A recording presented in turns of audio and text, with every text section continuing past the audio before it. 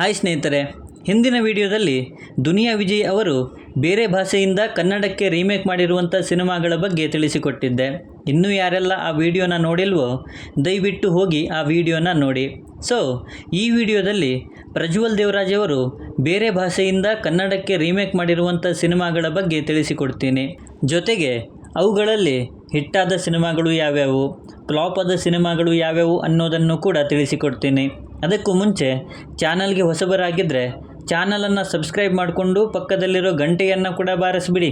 ಏಕೆಂದರೆ ಇದೇ ತರಹದ ಮತ್ತಷ್ಟು ಡಿಸ್ಕಷನ್ ಜೊತೆಗೆ ಭೇಟಿಯಾಗ್ತಿರೋಣ. ಆ್ಯಂಡ್ ಈ ವಿಡಿಯೋ ನಿಮಗೆ ಇಷ್ಟ ಆದರೆ ನಾನು ನಿಮ್ಮ ಕಡೆಯಿಂದ ಬಯಸೋದು ಒಂದು ಲೈಕ್ ಮಾತ್ರ.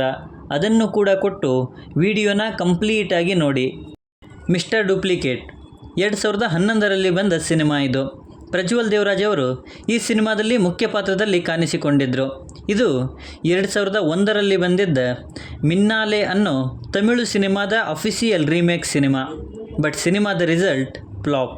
ಭದ್ರಾ 2011ರಲ್ಲಿ ಬಂದ ಸಿನಿಮಾ. ಪ್ರಜ್ವಲ್ ದೇವರಾಜ್ ಅವರು ಈ ಸಿನಿಮಾದಲ್ಲಿ ಮುಖ್ಯ ಪಾತ್ರದಲ್ಲಿ ಕಾಣಿಸಿಕೊಂಡಿದ್ದರು.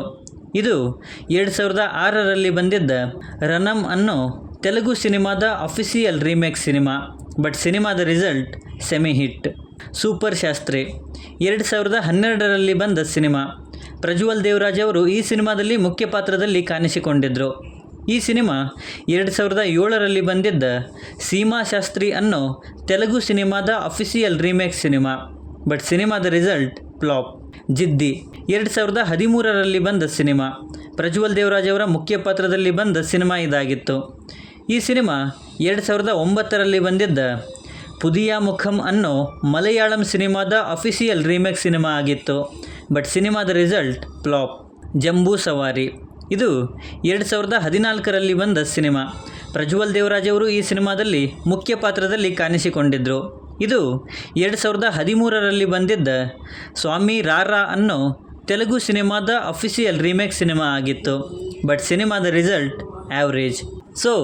ಇವಿಷ್ಟು ಪ್ರಜ್ವಲ್ ದೇವರಾಜ್ ಅವರು ಬೇರೆ ಭಾಷೆಯಿಂದ ಕನ್ನಡಕ್ಕೆ ರೀಮೇಕ್ ಮಾಡಿರುವಂಥ ಸಿನಿಮಾಗಳು. ಟೋಟಲ್ಲಾಗಿ 5 ಸಿನಿಮಾಗಳನ್ನು ಇವರು ರೀಮೇಕ್ ಮಾಡಿದ್ದಾರೆ. ಆ ಸಿನಿಮಾಗಳಲ್ಲಿ 3 ಸಿನಿಮಾಗಳು ಫ್ಲಾಪ್ ಆಗಿವೆ, 1 ಸಿನಿಮಾ ಸೆಮಿ ಹಿಟ್ಟಾಗಿದೆ, ಇನ್ನೊಂದು ಆ್ಯಾವ್ರೇಜ್. ಈ ಸಿನಿಮಾಗಳಲ್ಲಿ ನಿಮಗೆ ಇಷ್ಟವಾದ ಸಿನಿಮಾ ಯಾವುದು ಅಥವಾ ಕಷ್ಟವಾದ ಸಿನಿಮಾ ಯಾವುದು ಅನ್ನೋದನ್ನು ಕೆಳಗಡೆ ಬರೆದು ತಿಳಿಸಿ. ಮತ್ತು ಈ ವಿಡಿಯೋ ನಿಮಗೆ ಇಷ್ಟ ಆಗಿದ್ದರೆ ದಯವಿಟ್ಟು ನನ್ನ ಚಾನಲನ್ನು ಸಬ್ಸ್ಕ್ರೈಬ್ ಮಾಡಿಕೊಂಡು ಸಪೋರ್ಟ್ ಮಾಡಿ. ಆ್ಯಸ್ ಯೂಶ್ವಲಿ ಸಿಗ್ತಾ ಇರೋಣ.